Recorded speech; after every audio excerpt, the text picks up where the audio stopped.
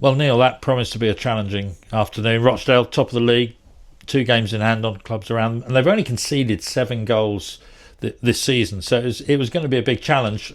What was your take, particularly on that first half?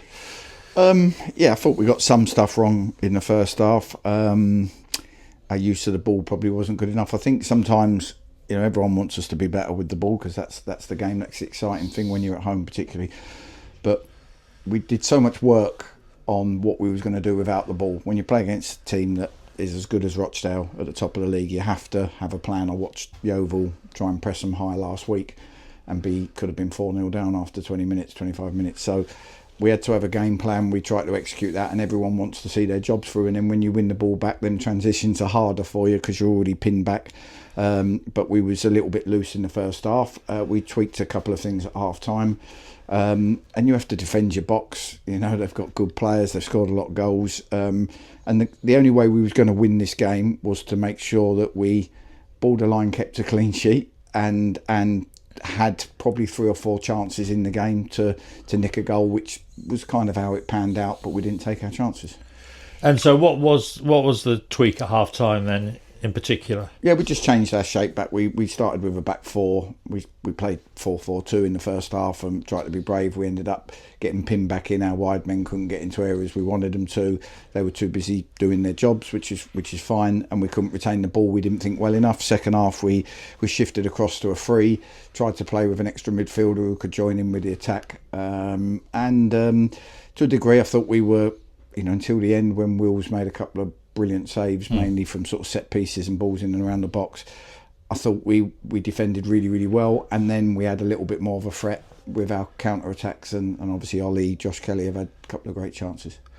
And often in games often in our games, we talk about heroic. The goal scorers get all the plaudits, but it was heroic defence. That last 10-15 minutes in particular, wasn't it? Yeah, and Rochdale were that brave. At half time, I think their manager probably wasn't happy, felt that they wanted to commit more people to their attacks. And second half, I noticed which we noticed anyway, but their centre halves were almost playing like wingers. They're outside centre halves, so they were playing and following and really trying to pin us back. And all it needs is for somebody not to track a runner, somebody not to do their job, and that's where they get in. And credit to the boys, we saw all our jobs through. They're always going to have moments, but we put our bodies on the line. And when we got the 10 outfield players didn't quite get it right, we had a goalie to make a couple of great saves, which you're going to have to do when you play against a top team.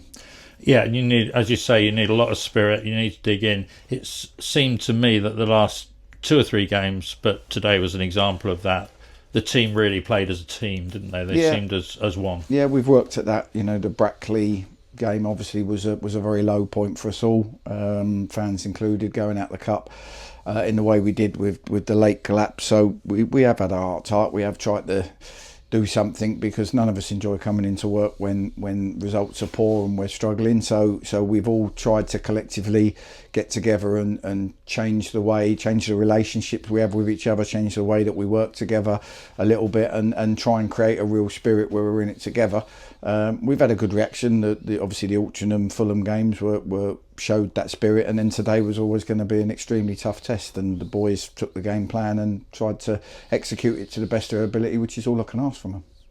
And pretty encouraging to see, just shy of 3,000. It was 3,000 there today, so it was a good day for the fans.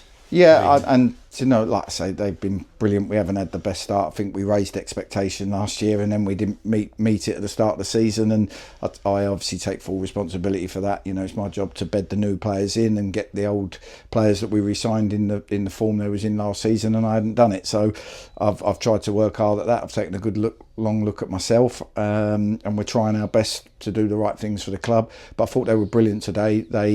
There was times, obviously, we got our passing wrong and there was frustrations, but afterwards the way they clapped the effort, the way the boys work for each other, I think that shows how good our fans are, because it was backs against the wall and they celebrated that, and that's really pleasing. And finally, 4 league games unbeaten now, and you've got 10 days on the training pitch. Yeah, we want to try and keep momentum going. We've had a busy schedule. I think we've only had 2-3 midweeks out of 10, which has been hard. So we've got to get the balance right. 10 days is obviously a long time.